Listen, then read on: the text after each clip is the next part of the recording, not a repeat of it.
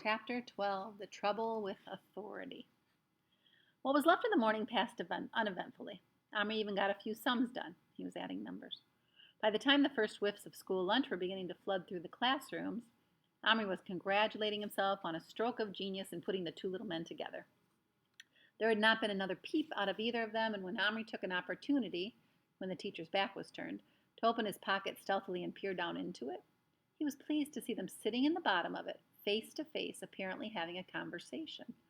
For they were both gesticulating with their arms. That's when you talk with your arms. There was so much noise all around for Amri to be able to hear. There was too much noise all around for Amri to be able to hear their tiny voices. He had given some thought to the matter of their lunch. He would separate them for that, one into each pocket, and slip some dry bits of food down to them. Amri let himself play with the wonderful fantasy of what the other kids' reactions would be if he casually brought them out and sat them on the edge of his plate. Funny to think that he certainly would have done it only a few weeks ago without thinking about the dangers. The bell rang at last, and there was the usual stampede, and Amri found himself in a line next to Patrick. "Come on, then, hand them over," Patrick whispered over his tray as they shuffled forward towards the fragrant food slots. "Not now. Everybody will see." "You said at lunchtime." "After lunch." "Now I want to feed them." "Well, you can have Boom, but I want to feed Little Bear."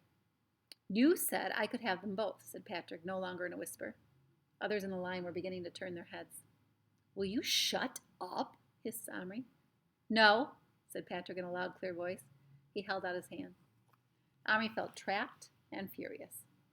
He looked into Patrick's eyes and saw what happens even to the nicest people when they want something badly and are determined to get it, come what may. Amri slammed his empty tray down on the floor and, taking Patrick by the wrist, pulled him out of line and into a quiet corner of the hall. "Listen to me," Amri grated out between teeth clenched in anger.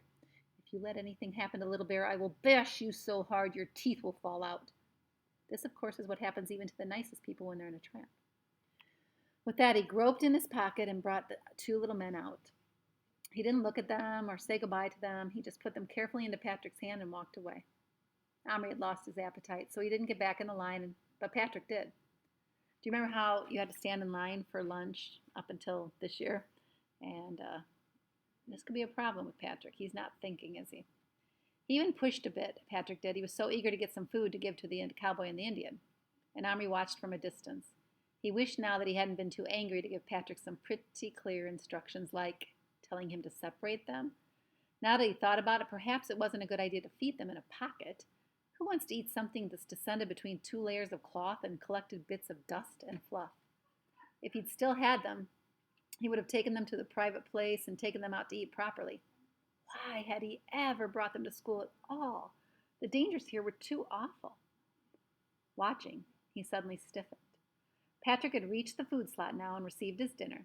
He almost ran with it to a table. He did try to go to the one on the outside row near the windows, but a lunch lady stopped him and made him sit in the middle of the hall. And there were children all around him and on either side. Surely, thought Amri, surely he wasn't going to try to feed him there. He saw Patrick take a pinch of bread and slip it into his pocket, and he wasn't wearing a jacket, and the men were in his jeans pocket.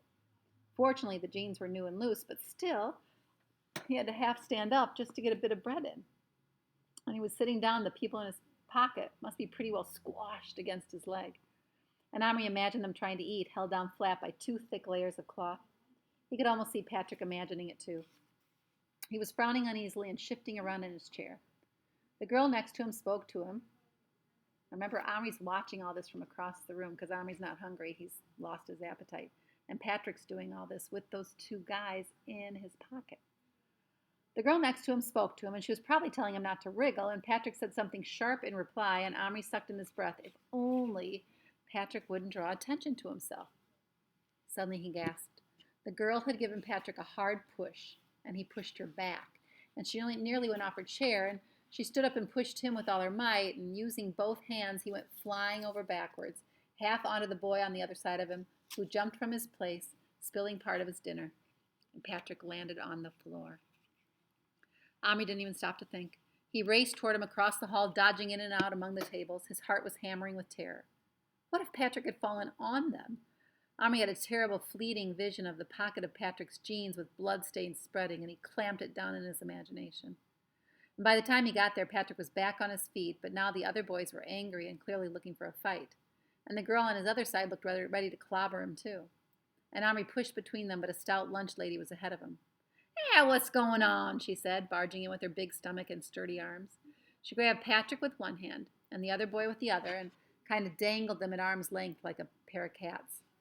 "No fighting in here, thank you very much. It'll be off to the headmaster's office before you can say knife, the whole bloomin' pack of you." She dumped them down in their separate chairs as if they'd been bags of shopping. They were both thoroughly tousled and red-faced. Omri's eyes shot down at Patrick's thigh. Phew, there was no blood. No movement either, but at least no blood. Everyone began to eat again as the stout lunch lady stamped away tut-tutting as she went. Omri leaned over the back of Patrick's chair and he whispered out of his dry mouth, "Are they all right?" "How do I know?" said Patrick sulkily. But his hand crept down and delicately explored the slight bump at the top of his leg where the pocket was. And Omri held his breath. "Yeah, they're okay. They're moving," Patrick muttered. Omri went out on the playground. He felt too jumpy to stay indoors or eat or anything.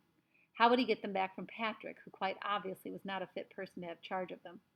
Nice as he was as a friend, he just wasn't fit. It must be because he didn't take them seriously yet. He simply didn't seem to realize that they were people. When the bell rang, Omri still hadn't come to any decision. He hurried back into school. Patrick was nowhere to be seen, and Omri looked around for him frantically. Maybe he'd gone into the toilet to be private and give the men something to eat. Well, Omri went in there too and called him softly, but there was no answer. He returned to his place in the classroom, and there was no sign of Patrick. And there continued to be no sign of him until about halfway through the lesson, not one word of which Omri took in. He was so worried. At last, when the teacher turned her back to write on the board, Patrick slipped around a partition and rushed across the room silently and dropped into his chair. "Where have you been?" said Omri under his breath. "In the music room," said Patrick smugly. The music room was not a room at all, but a little alcove off the gym in which the musical instruments were stored, together with some of the bulkier apparatus like the long horse. "I sat under the horse and I fed them," he muttered out of the side of his mouth, "only they weren't very hungry." "I bet they weren't," said Omri, "after all they'd been through." "Cowboys and Indians are used to rough treatment," Patrick retorted. "Anyway, I left some food in my pocket for later if they want it." "It's going to get all squashy." "Oh, so what? Don't fuss so much. They don't mind." "How do you know what they mind?" said Omri hotly, forgetting to whisper. And the teacher turned around. "Oh, so there you are, Patrick, and where have you been, may I inquire?" "Sorry, Miss Hilton." "I didn't ask if you were sorry. I asked you where you've been." Patrick coughed and lowered his head. "In the toilet," he mumbled. "For nearly 20 minutes. I don't believe you. Are you telling me the truth?" Patrick mumbled something. "Patrick, answer me, or I'll send you to the headmaster." This was the ultimate threat. The headmaster was very fierce and could make you feel about 2 inches high, so Patrick said, "I was in the music room, and that's true, and I forgot the time." And that's not true, thought Omri silently. Miss Hilton was nobody's fool, and she knew it too. "You better go and see Mr. Johnson," she said. "Omri, you go too, since you're chattering away there as usual. Tell him I said you were both disturbing the class, and I'm extremely tired of it." They got up silently and walked through the tables, while all the girls giggled and the boys smirked or looked sorry for them, according to whether they liked them or not. Omri glanced at Patrick under his eyebrows. They were in for it now. Outside the headmaster's office, they stopped. "You knock," whispered Omri. "No, you," retorted Patrick.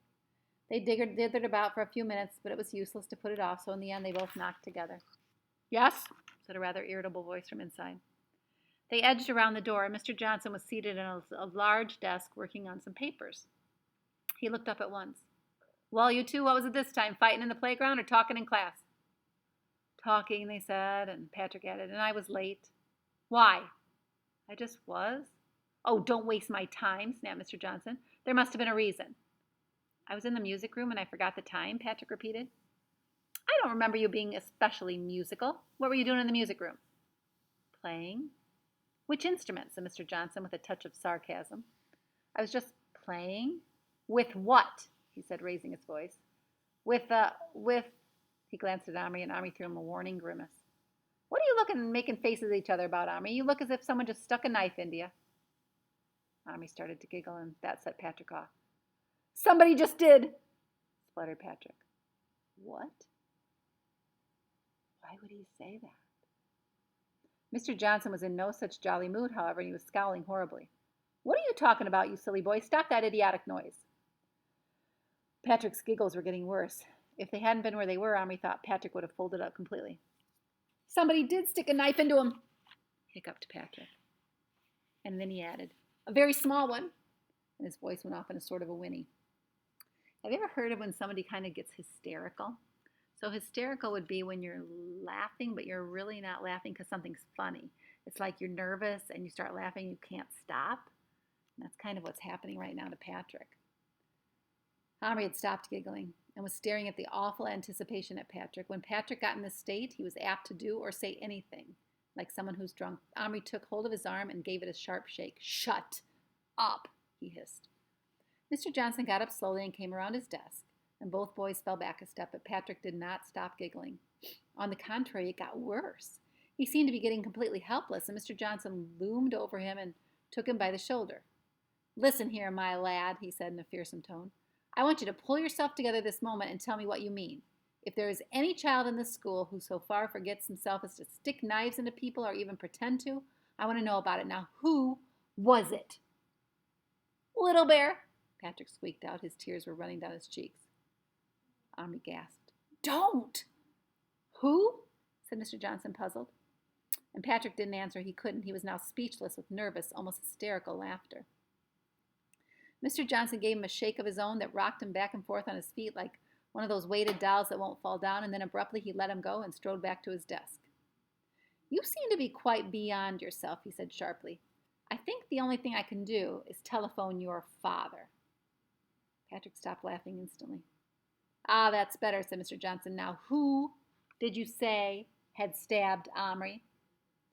Patrick stood rigid like a soldier at attention. He didn't look at Omri. He just stared straight at Mr. Johnson. I want the truth, Patrick, and I want it now. Little Bear, said Patrick very clearly and much louder than necessary. Little who? Bear.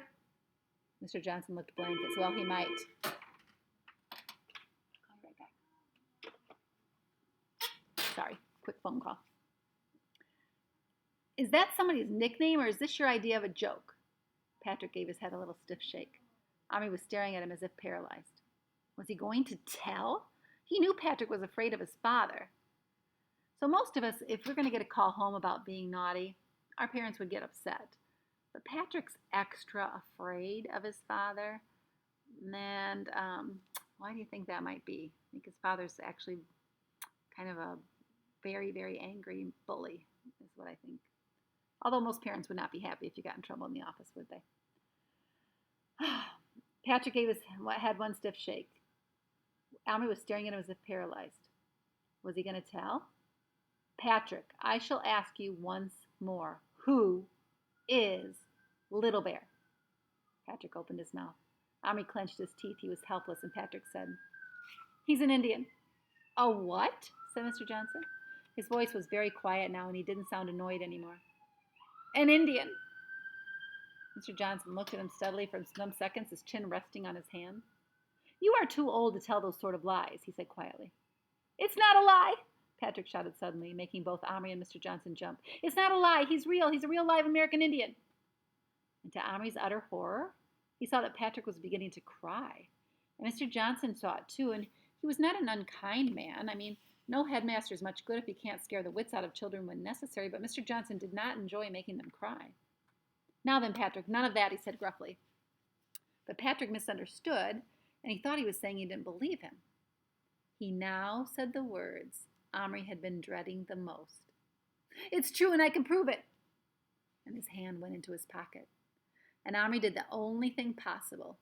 He jumped at him and knocked him over, and he sat on his chest and pinned his hands to the ground. This is all in the principal's office, all in the headmaster's office.